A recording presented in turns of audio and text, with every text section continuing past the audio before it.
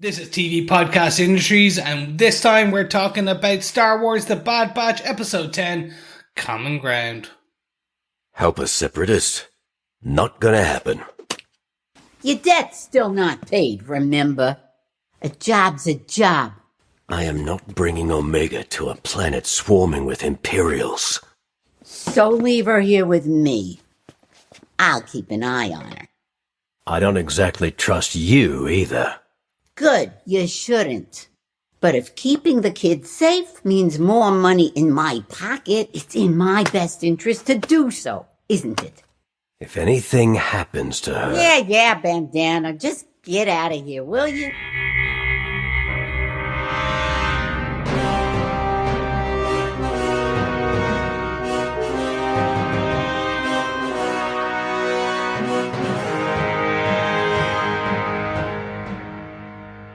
Welcome back, fellow troopers. It is I, Chris, and you are listening to TV Podcast Industries, and today we are talking about The Bad Batch, Episode 10, Season 1, A Common Ground. And I have lots of common ground with my illustrious co-hosts. Boys, introduce yourselves. 591 episodes of Common Ground, Chris. I'm one of your other hosts, Derek. Hello there, fellow troopers. I am your third and final host, John. Welcome. Yes, we are our own Bad Batch. Yes.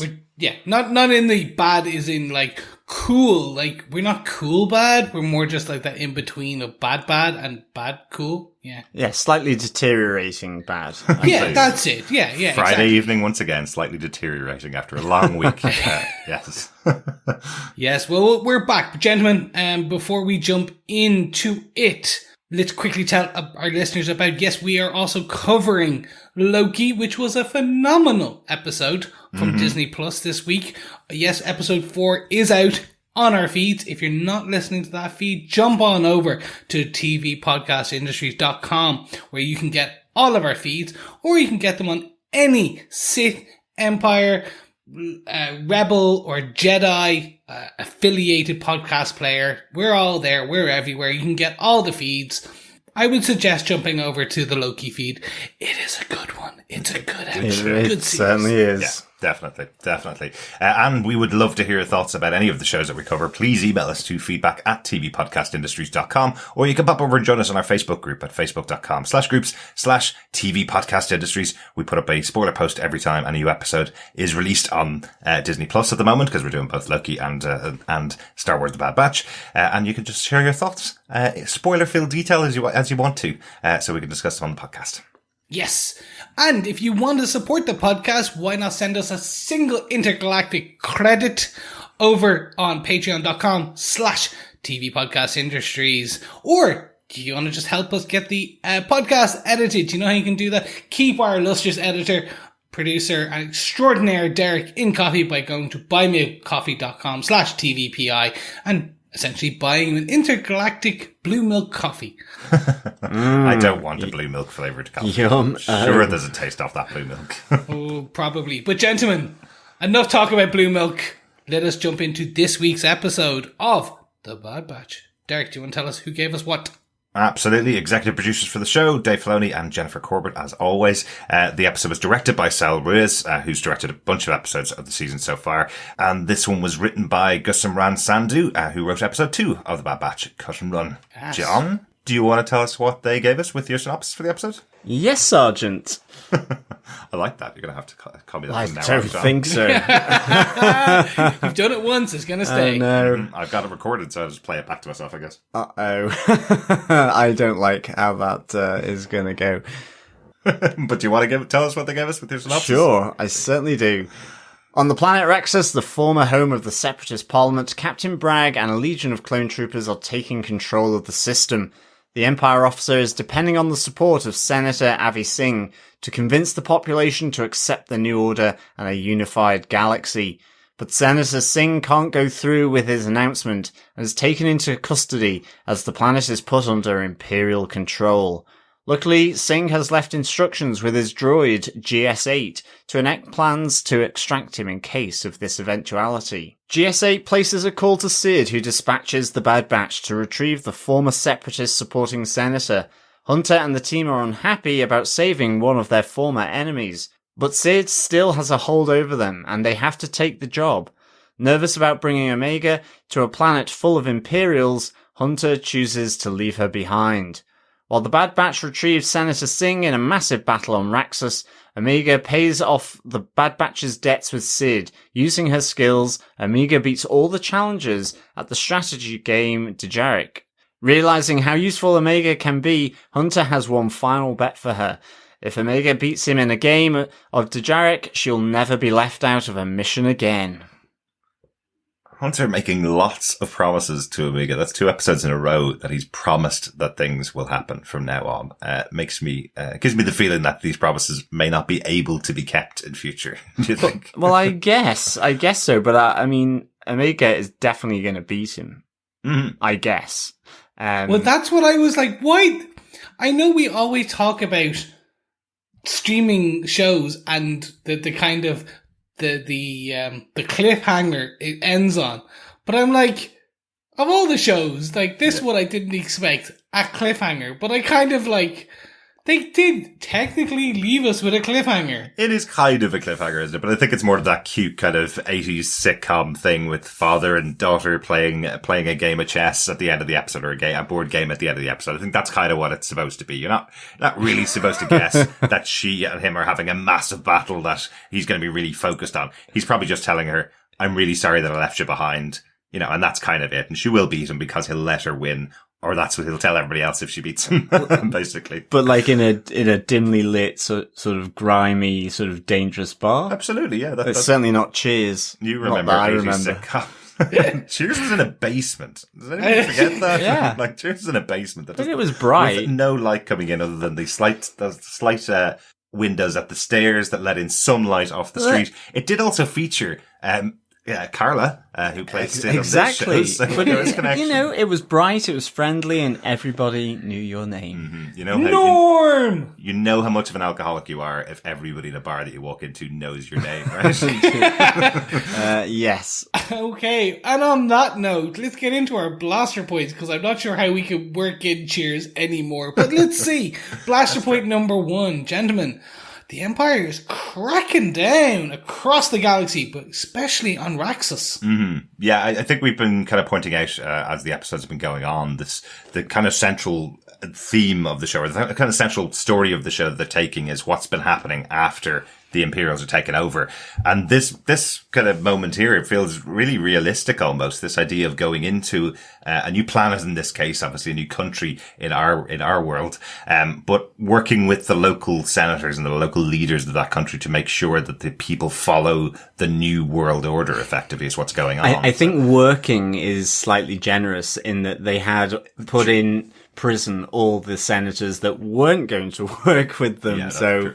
It does remind me of the Mitchell and Webb sketch, the comedians who were both in SS uniforms, two soldiers saying, well, are we the evil ones? Because like we have a skull on our cap, and I'm kind of like, the Empire's kind of like, follow us. I even thought that Captain Bragg, she had her arms open, that welcoming thing, but actually all the troops, all the equivalent of tanks were all lined up for when it went south. Absolutely. So I think working is probably, I would say, dictating. Oh, very much so, very much so. And I do like that twist from the flip, I suppose, from Senator Singh, who can't go through with this.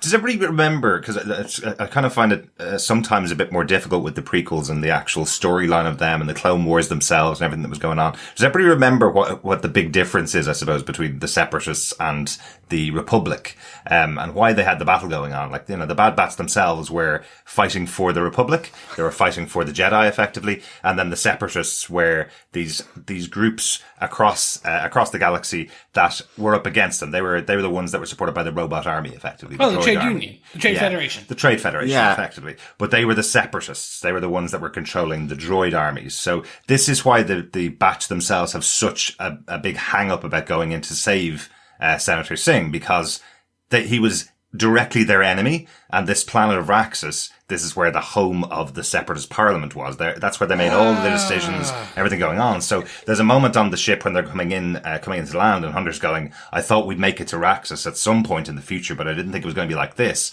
What he's effectively saying there is he thought they were going to take the fight to Raxus at some point and take out everybody there. So I know it's really difficult because we often joke about that opening scroll in Phantom Menace, which turned us all off what was going to happen from there on, because it was all about trade federations, it was all about trade routes and all that kind of stuff, the banking guild, all those people, and they were all would have been based on Raxus. But that's effectively it. I mean, I almost want to say, no, I don't remember why those two sides were fighting, because the basis of it was, I guess, fairly humdrum, which I guess is the basis of most wars, you don't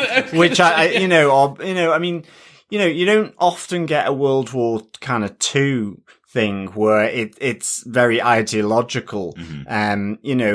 Normally it's about maintaining influence because there's an important commodity there. But I guess even in World War II, the important commodity was land. It was about Lebensraum for, the blonde-haired, blue-eyed Aryans that was ideologically sort of poster boys of the Nazis. Whereas this was about economic trade routes, and I guess the Jedi put the tax rates up too high, to be honest.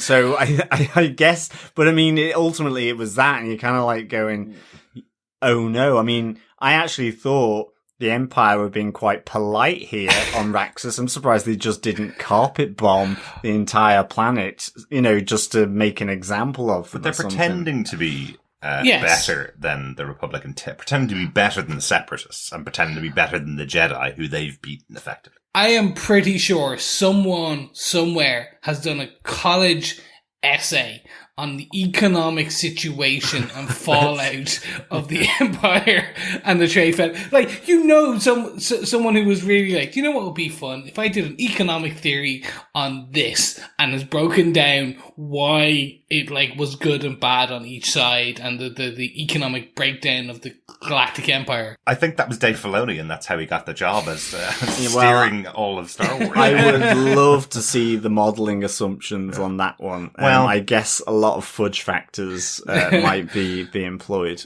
Yeah, I'm sure. Speaking of, though, look, so for me, no, I did not remember any of this. I thought Separatist was literally people who had sided with the Empire, essentially. Right. That's where I took that word. I was like, okay, so these people have just kind of given in and agreed. So these are that's way they were giving it.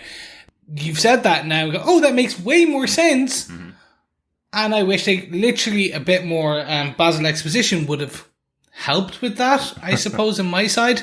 Remember, Count Dooku was the leader of the Separatists? Yes. And then we had all of the Jedis who were kind of reporting into Palpatine, even though they didn't know he was going to become the Emperor effectively. So that's what was going on. But he was also leading the Separatists. So that was the big change in episode 3, effectively, that he suddenly took down all the Jedi, so he took control of the Republic, which becomes the Empire, and then he just literally switched off all the robots and he was the hidden hand, effectively. Yeah. I will say the writer Gerson Ran, who they did something quite similar with episode 2, the other one they wrote, where Cut came in and there was no real explanation of who he was. If you had watched previous stuff, there was an assumed knowledge. Yeah.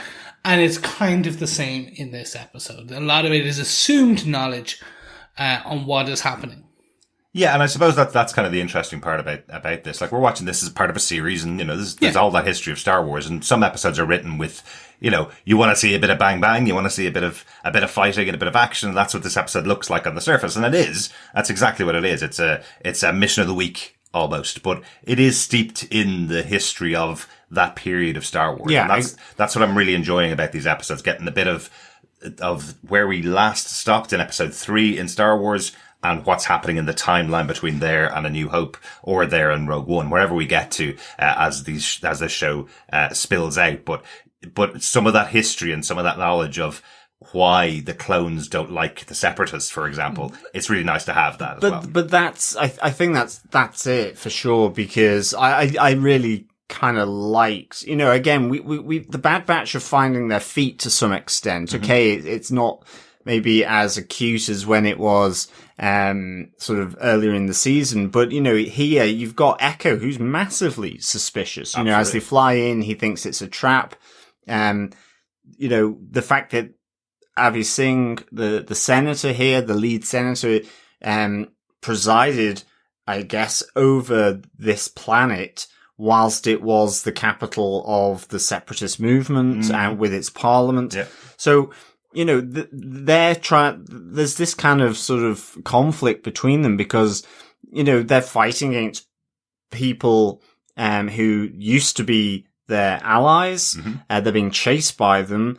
Yes, they've got a different name, but ultimately that some of them are still former Bad Batch members like Crosshair, but also they're the clone army effectively that's being appropriated by now the new Galactic Empire. So that, you know, all this is kind of, it's in a kind of interesting point, isn't it, of shifting sands within the galaxy, which is in itself, that backdrop is quite interesting. It is.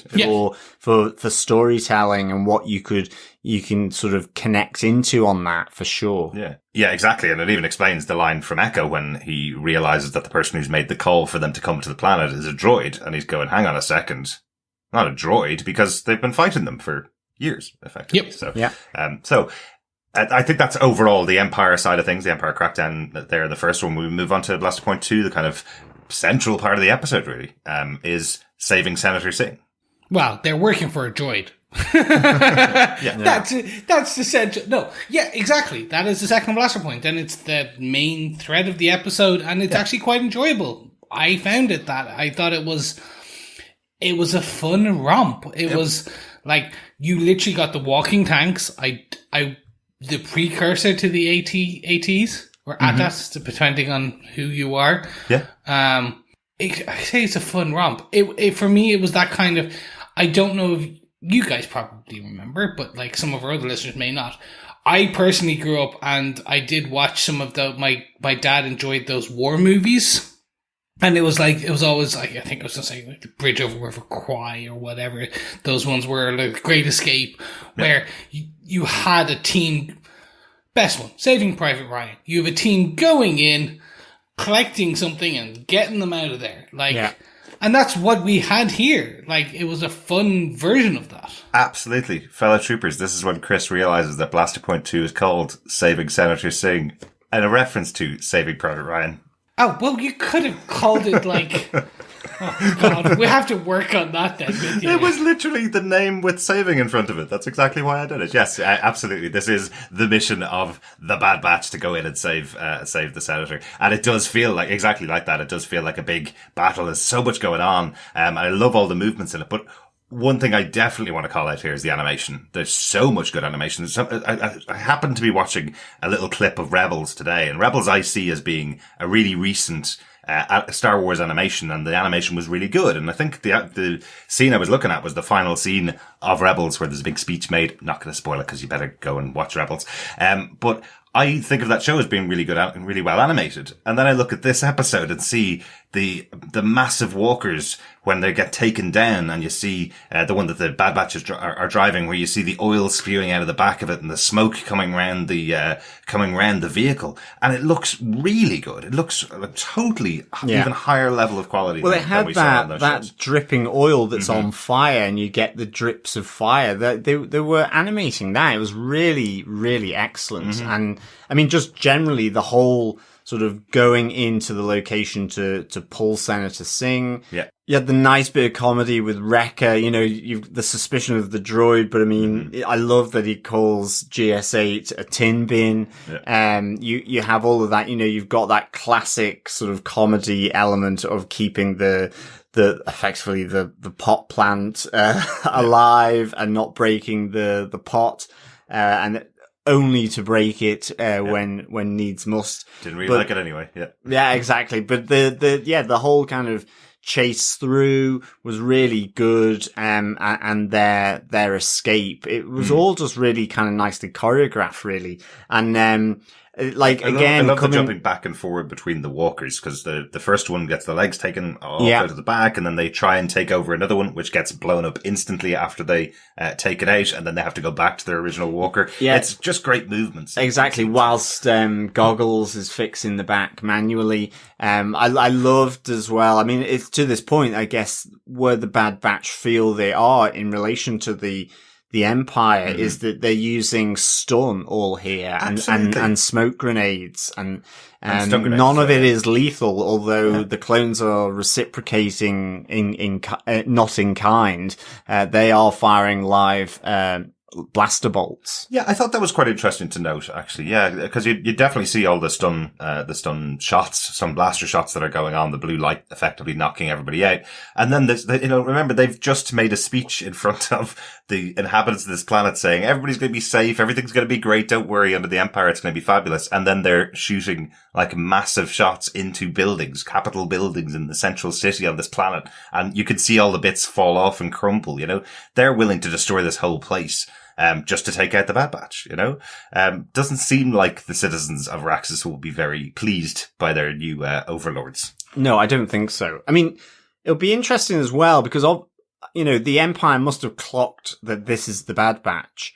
So I wonder if that changes any dynamic with, I guess the bounty being out on them in some respects, even though, so far the Empire hasn't put a bounty on their head. It's been the Kaminoans, in order to get Omega. But this may sort of raise their profile a bit too much where the Empire really starts sort of being sort of relentless in their pursuit of them. Yeah. And certainly once Crosshair has recovered from his injuries. I question, two things, right? First, so I question why they were doing stun. And speaking to you guys now, it makes sense. It's like, they don't want to hurt their fellow clonies. And that's fair. Like, I want to see when that changes. I'm assuming that has to change. Like, that is, like... It might change with Crosshair, for example. Yeah, exactly. Literally, when, like, that follow-up fight with Crosshair, where I still think Crosshair kills someone. I think they make Crosshair... They've already made him bad now. We are, like... Yeah. They burned him, the writers, they've burned him. They've Darth Vadered him now. To a degree. Like... He is now he's not coming back. He's no longer a part of the Bad Batch. So I think what flips the Bad Batch is the death of something. Be it the death of one of the Bad Batch, the Omega, or something else. I don't know, Cut or Sid. Rex or Sid. Yeah. Like something triggers that. Yeah. And that's where it becomes, in my head, even more interesting, and it gets the darker bit that you guys have talked about in some of the previous seasons. Yeah. And I think that's interesting. Overall, the action was fun. Yeah, like, people died in this, like, 100%.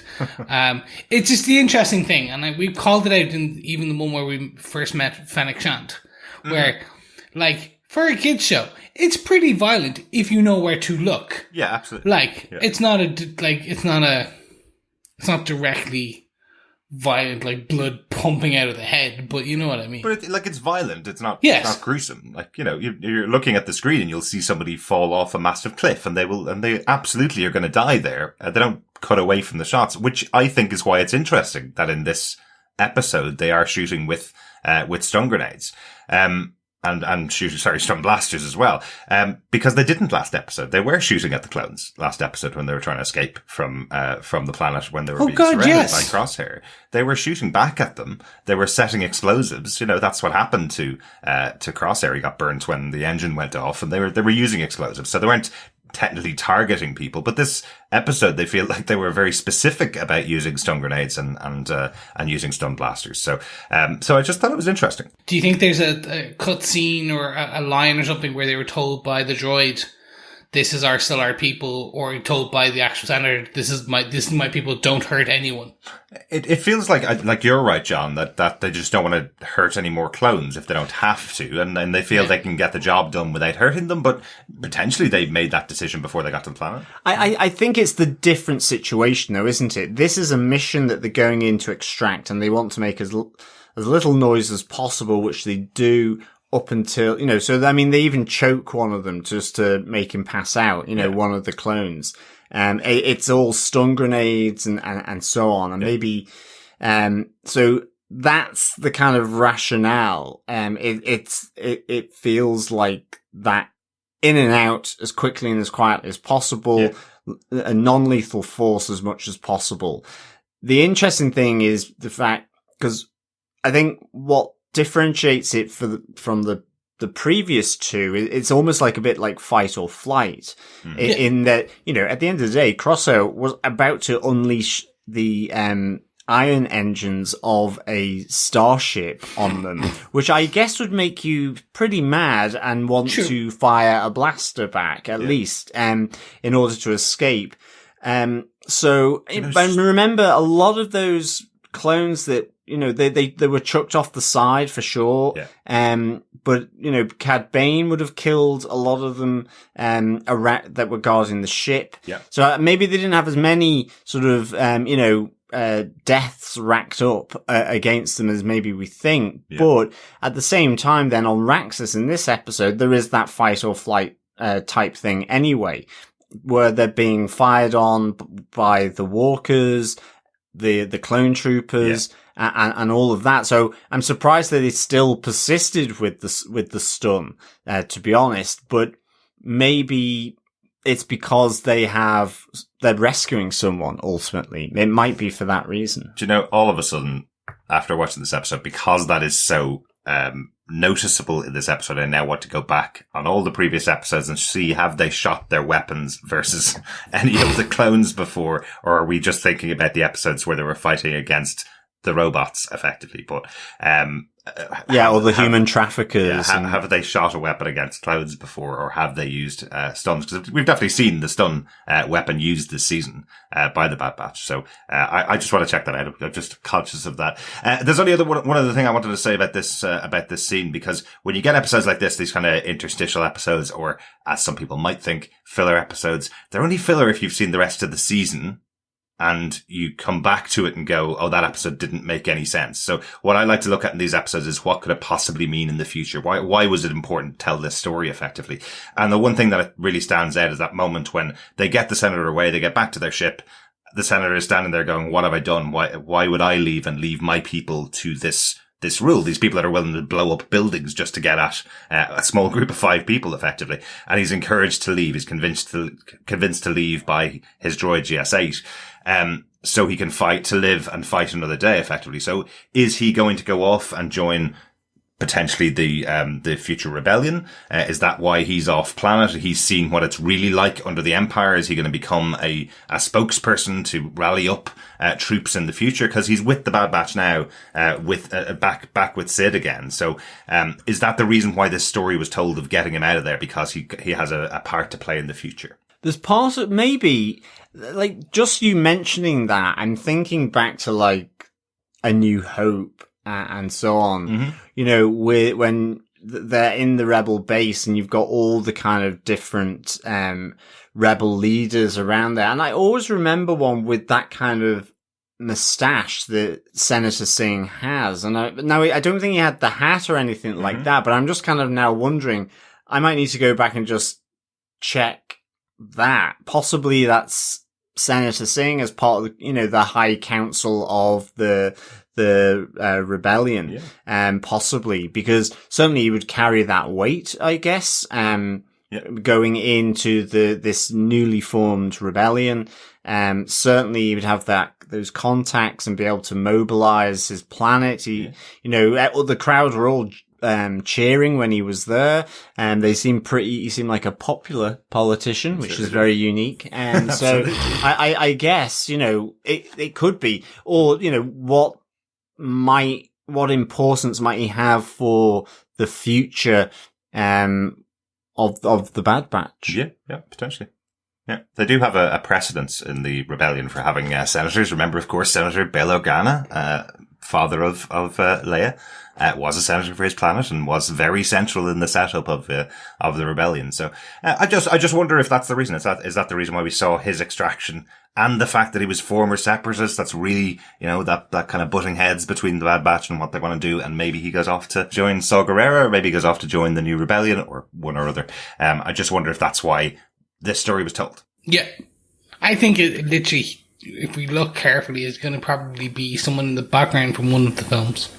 Oh, yeah, maybe. Like, literally either in the Death Star scene, where they're first running, in New Hope. Like, and you'll see him, he's there with one of the or Rogue One.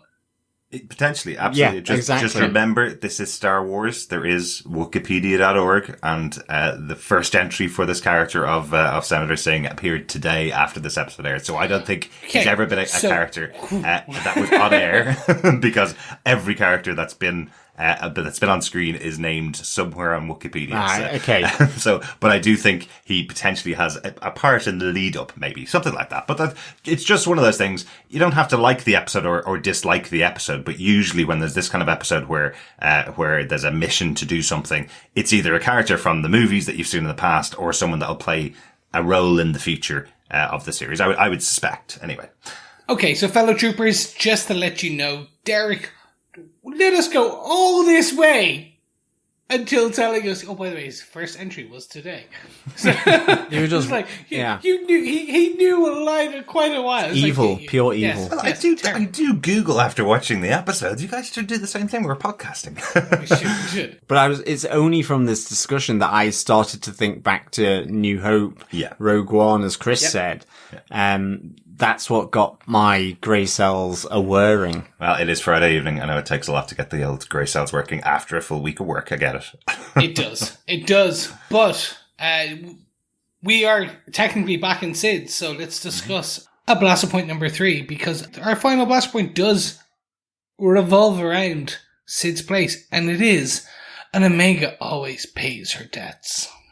Anybody get the reference there? Well done. Well done. Well done. Everyone is doing the slow clap for you right now. It's a dual reference, though. These are really difficult to come up with when I'm writing the notes. It's Omega paying off the Bad Batch's debts, and also the actor who plays the senator in the show is Alexander Siddig, who appeared in Game of Thrones. So it's a Game of Thrones quote about the Lannisters always paying their debts, Omega paying their debts. Look, I'm working hard. It's difficult. We're hardly working. No, it was good. Well done. No, I liked it. I mean, this was a fun one. Look, Omega not being able to go, I've had my discussion point on that before. Yeah. Like, it is bringing a kid to a war zone. Literally. Absolutely. And you're like, yeah, okay. Good parenting from the Bad Batch on this one. And now they've committed to never doing that again, Chris. Until the end, where we don't know. It is a cliffhanger, because apparently Omega is a strategic genius. Yeah. Like, fantastic. Like, that is a fun way. Based on what we know about her, it makes sense. Do you know, this game, in all of sci-fi, there's loads of board games that happen on screen in sci-fi. I think like the Vulcan chess in Star Trek, stuff like that, where you can the kind 4D of work chess? out the 4D chess on multiple levels. There's ways of making those. And always this game, the Jarek, which I think the first time we saw it would have been Chewbacca playing against C-3PO in A New Hope. He plays this game where it's holographic monsters fighting against each other. But I've never understood what it is that's going on. Like, I kind of thought, it's kind of like a video game, I guess. But they just press one button and then the monsters fight each other. And I'm like, can you update it slightly so it looks like they're controlling it like you would a video game? It looks like it could be partially like Top Trumps in the type of beast that you get and their various power sets, right. Or, Dungeons and Dragons, that kind of stuff. I will move you one better. It is essentially Pokemon. It Well, is yeah, basically exactly. you've got 3 Pokemon and you're fighting another player with their 3 Pokemon, and you tell the Pokemon what button by pressing one button. You tell them fire or defend There or you go. attack. That is how I assume it has always has assumed, because it's just. But it looks fantastic. It is way better looking than Pokemon. Not gonna lie. More just because they're crazy monsters, but I suppose pocket monsters, crazy monsters. They're pretty crazy. Yeah, they're all crazy. But no, this is fun. It was you just talked about how essentially, like, with these we will not call them filler episodes. These more filled episodes. When you get to same thing. When we get to the end of the season, we can look back and go, Yes, maybe exactly, they could have yeah. cut out episode 3 and episode 7 or whatever. Then you know it's filler episodes. Yeah, but you said, like, essentially they sometimes can move forward and kind of explain things going forward. So I think this is 2 parts to this. One, yes, Omega has paid off their debt with Sid, so potentially we will have limited involvement with Sid going forward. Yeah, maybe exactly. just the next episode. More interestingly, they told her to stay under the radar, and she did not stay under the No, radar. she didn't. So straight away, there was an army, a gang in Sid's Yeah. watching. I'm like, okay, they're gonna know where. Like, literally, I was expecting it to end with like another one of the bounty hunters kind of going, I found her. Yeah. It's fine. Like, I mean, in fairness to Omega, though, it is kind of the lovable rogue that is Sid, who, always spots a cash-making opportunity in that, she's floundering against her opponent playing the game. Omega comes in, sorts it out, and she's like, okay, I'm going to set up a competition with cash bets, and off she goes. And I love that. I must say, yeah, I mean, that actually will be the worst thing about it is if Sid isn't really in this show as often. I really like the character. I love her little pet names or alternative names for the Bad Batch. Oh, yeah. Bandana for Hunter, goggles for Tech. I think there's one for Wrecker as well, but I just can't remember it. But even, it's just that turn of phrase. I love, where Omega is sort of pouting away because she's not been allowed to go on the mission. And she turns around and says, hey, Tiny, I've got a mission for you.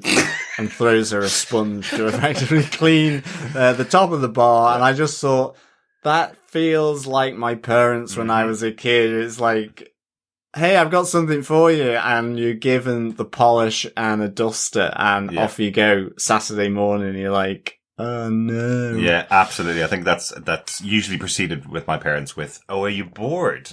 yeah. I've got lots of things to keep you interested. It's not a massive thing, but I was quite surprised at the end that this played so significantly in a way into the Bad Batch. I kind of thought, it was going to be at the end. Oh, well, we kept her occupied while you were away. And that was just the story that we've learned that she's good at this game. We've learned that she's a good tactician, and it kept her occupied while you're away. Grand. Let's move on next week kind of thing.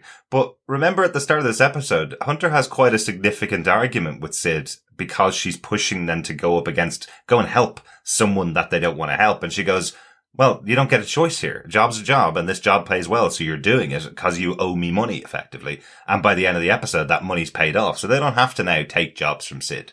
I was quite surprised. I was kind of taken aback. Oh, hang on a second, that whole debt is gone. Yep. And this is why Omega was doing it. She was like, well, if I'm going to be here, I might as well do something to help the batch, I was quite surprised at that.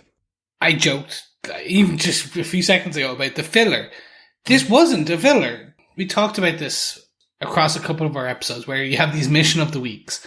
And I think the reason I am now, invested because of the story, and we've talked about these other episodes that really got me in, but the reason I don't personally mind these somewhat more mission of the week episodes is with this Bad Batch show, and I can't speak to the other ones because I haven't seen them, but specifically with this, I am seeing that no matter what, even with those missions, they still move the story enough to keep it very interesting moving into the next. Because you're right, they could have literally just said, well, we kept her safe, bye. And then literally that nothing is still for the next 4 episodes they're still doing missions for Sid. Yeah. This is like, pretty much this is their last mission for Sid. Theoretically. Potentially. They have the choice now. And I think that might play in. If they do stay around Sid, that might play in where they go, where they refuse to take a job if they don't want to take it kind of thing. So they have that available to them. Or else they leave. They may go off with the senator somewhere, in the next episode. But that, as I say, these are the things that I always look out for in episodes that feel like missions of the week. Anything else on Would you say filler? I'm very optimistic, Chris. Yes. The only filler in my house is what goes into me sandwiches, to be honest. Ooh, that is sandwich filler is always good. Nothing major for me on this one. No, I don't have really any notes for this. Okay, I've got a few little notes. I mentioned Alexander Siddig, who was in Game of Thrones. He was in Gotham as Ra's al Ghul. He played Senator Avi Singh, probably most well known as Dr. Bashir on Deep Space Nine as well. Yes. So he's kind of run the gamut of all of the another one that's run the gamut of all of the shows for niche audiences and the EGOT of sci-fi fantasy. Shows and sci-fi fantasy, exactly. Yeah, the EGOT of sci-fi fantasy. Yeah, he's done the gamut. And he does have a really recognizable voice. I think all of us, when we watched that opening episode, we're going, we recognise the kind of it's lovely and rich. It's a really rich voice, definitely. But one other person in the episode as well, who played his companion droid GS8, I thought really stood out as well. Sienna Miller, who some viewers may know from the excellent Fleabag. We know her as well because she was on an episode of Inside Number 9 this year, one of our favourite horror dark comedies. How would you call it that? Yeah, maybe drama dark comedies. Yeah. Really good show. She played a really good role in an episode earlier on this year. But yes, Sienna Miller from Fleabag, probably most well known. Chris, why is it important that she's from Fleabag? Why is it really interesting that Sienna Miller is over here playing an android in the Star Wars universe from Fleabag? Because Phoebe Waller-Bridge is in Solo? Yes. Okay, Phoebe Waller-Bridge, as a droid. Who was the writer and star of Fleabag, was the droid in Solo. So, yeah. There's also Phoebe Waller-Bridge is in the new Indiana Jones. I thought that's where the LucasArts.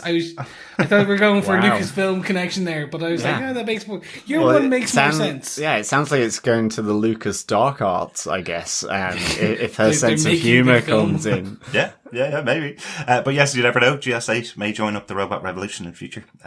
With Sienna Miller. That would be meeting awesome. Up with Phoebe Waller-Bridge. That'd be quite cool. Another one, just to point it out. I know everybody saw it on screen, but I did really like the interrogation scene with Senator Singh, where we have the same interrogation droid, or the same type of droid at least, that was used on Han Solo in Empire Strikes Back. Just that same noises and same kind of close up on the droid as it's coming closer and closer to Singh. And also Princess Leia in A New Hope. It was used on her in A New Hope. I always think of Han Solo just because he comes out afterwards going, they didn't even ask me any questions. It's a torture device. Yeah, exactly. Always thought that was a really interesting moment. But you're right, yeah. Really good one. Final note, I guess, is a kind of a correction from me for last week. Little error, but it's not really my fault. Just because I kept mentioning about Cad Bane and his ship, I called his ship the Xanadu Blood. I even put it in the notes for John. My apologies, John.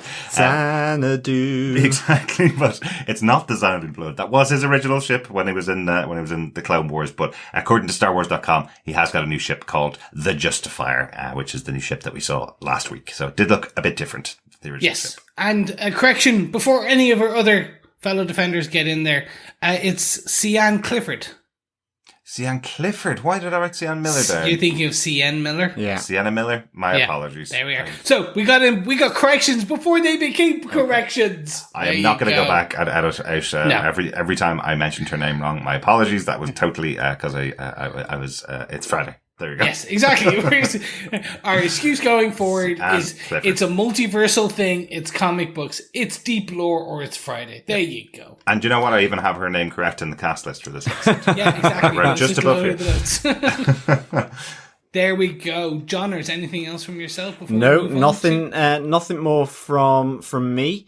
So guys, what did you think of Bad Batch episode 10, Common Ground? Christoph? I enjoyed it. It was mission of the week, but I think the key aspect here is it was a fun mission.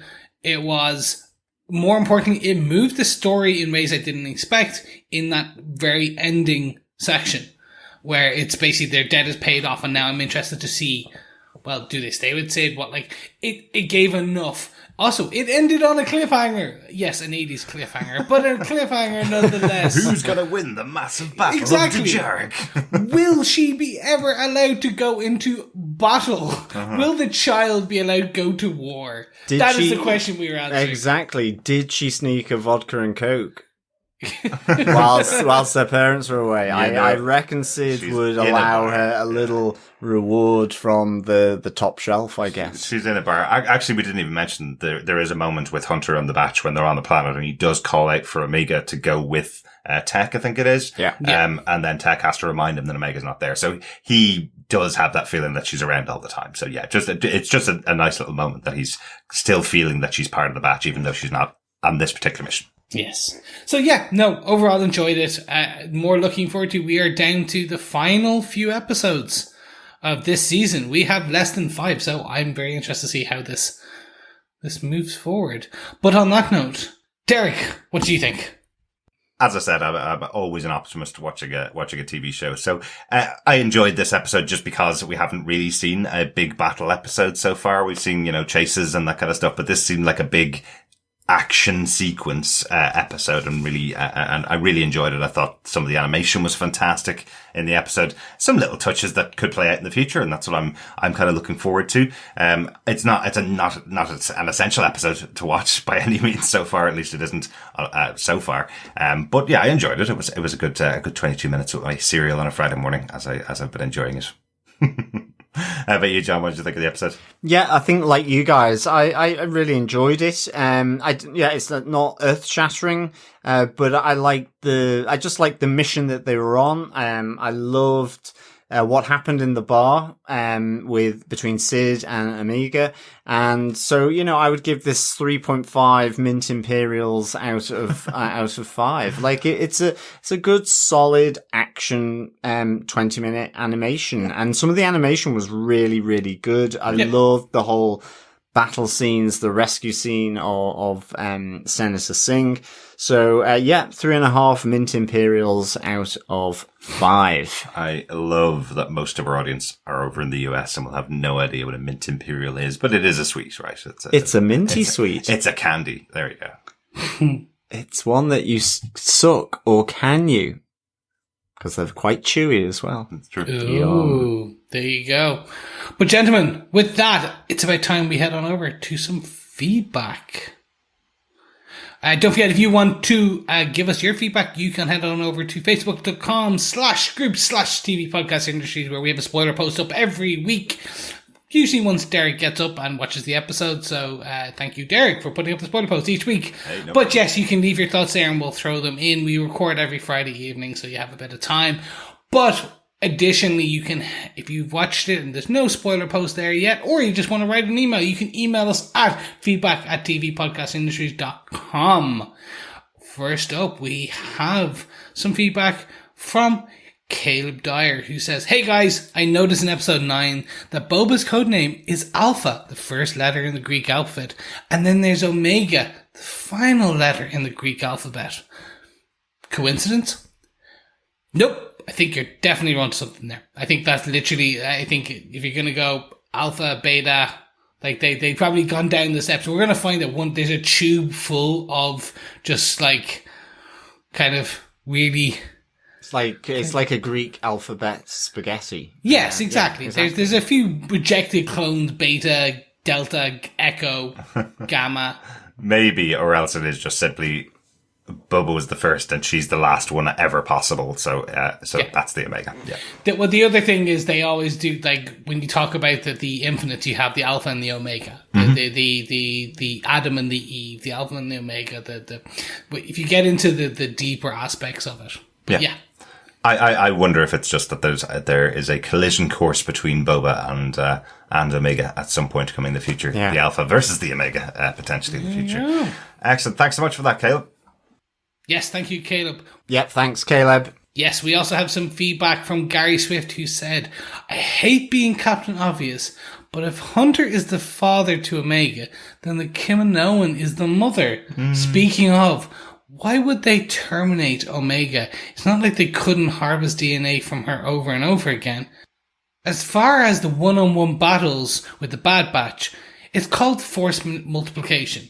Each of them are above average, say 1.5, but as a team they equal more than 6, say 8 or 9.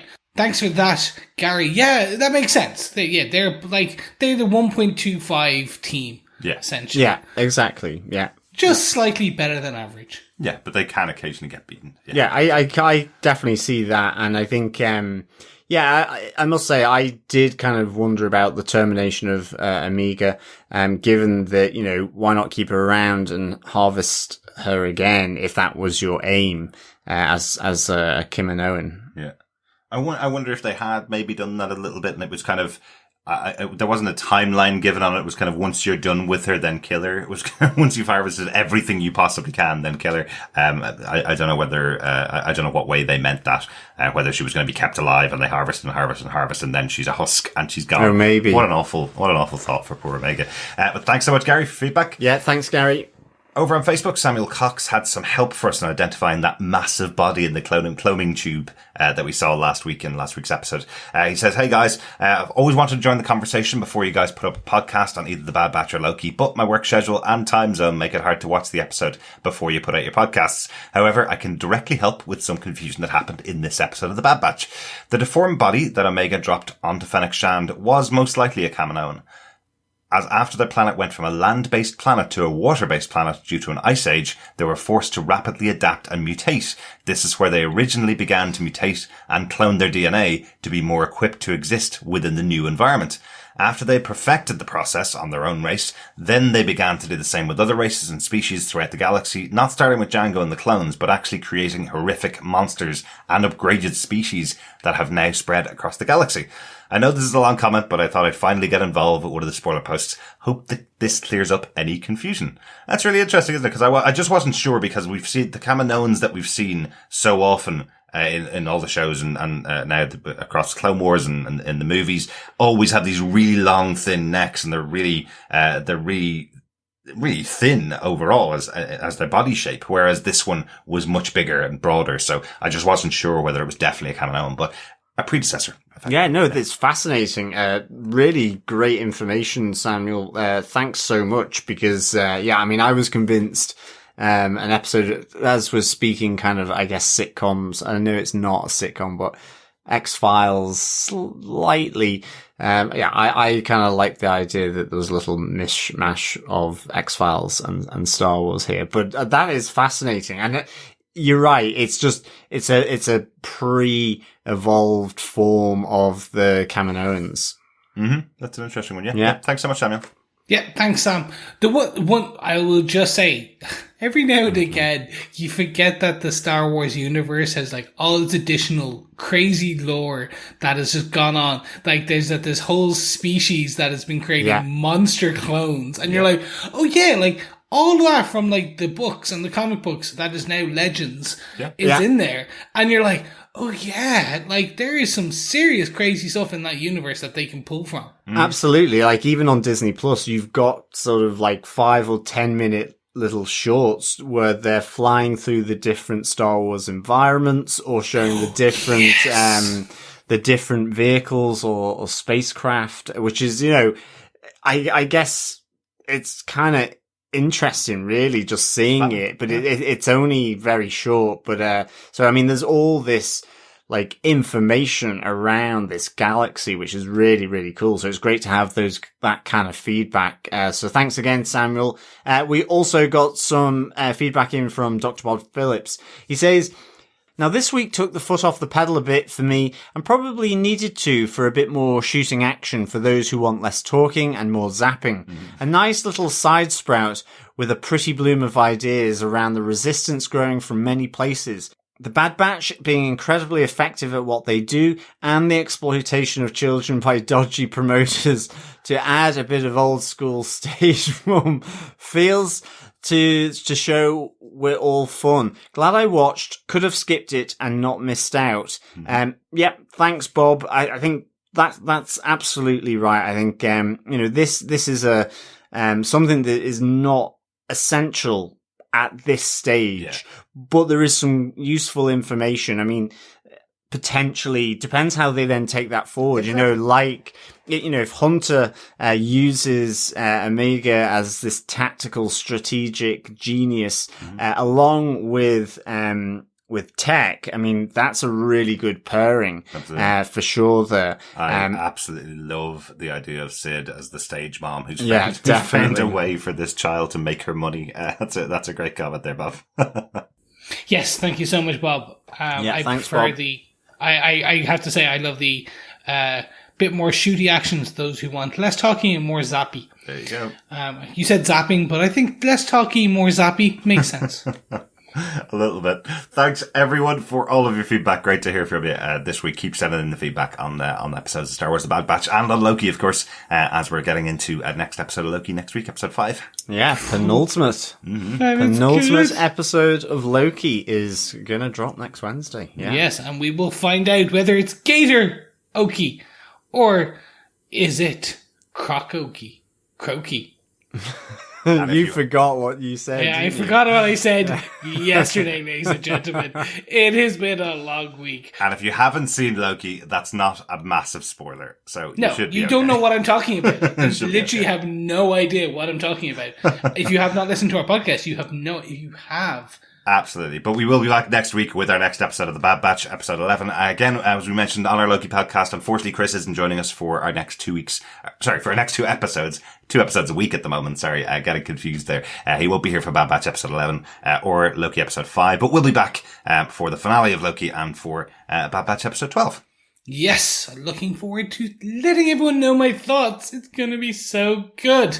But don't forget, if you want to hear our thoughts, you can head on over to tvpodcastindustry.com, where you can subscribe to all our channels, all our feeds and everything as well. Don't forget, you can also support us over on Patreon. Give us a bit of patronage, for an intergalactic dollar bill, or credit in this case. You can head there to patreon.com/tvpodcastindustries, or you can buy our illustrious editor some blue milk coffee by heading on over to buymeacoffee.com/tvpi. As Derek said, we'll be back with episode 11, The Devil's Deal, next Friday, the July 9th. Because it comes out on Fridays, it's there. Thank you very much, and we'll speak to you again soon. Thanks for joining us. Talk to you next time. Yeah, thanks so much, fellow troopers, for joining us for this episode of the Bad Batch discussion from ourselves. Remember, though, to keep watching, keep listening, and keep trooping. Bye. Bye.